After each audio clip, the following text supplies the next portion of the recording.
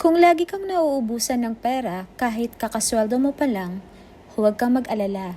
Ngayon, pag-uusapan natin ang 5 simpleng paraan para makaipon kahit maliit ang sahod. Una, gumawa ng budget plan. Isulat ang lahat ng gastos at siguraduhin na mas inuuna ang kailangan kaysa sa luho. Tandaan, kung hindi mo kontrolado ang pera ang kukontrol sa iyo. Pangalawa, magtabi agad ng kahit maliit na porsyento ng sahod mo bago ka pa gumastos. Kahit 10% lang, malaking tulong na yan sa future mo.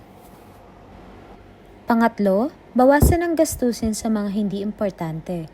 Halimbawa, imbis na araw-araw bumili ng mamahaling kape, subukan magtimpla sa bahay. Maliit na bagay, pero malaki ang matitipid. Pang-apat, maghanap ng sideline o extra income.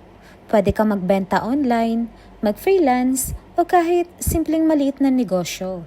O pwede ka rin maging content creator. Panghuli, subukan ng mga ipon challenge. Halimbawa, ipunin ang tig 50 pesos kada araw o linggo. Hindi mo mamalayan. Lalaki na ang ipon mo kahit sa mga konting barya lang na itinatabi mo. Kung susundin mo ang mga simpleng tips na ito, kahit maliit ang sahod, sigurado kang makakaipon. Tandaan, ang maliit na ipon araw-araw ay nagiging malaking kayamanan sa hinaharap.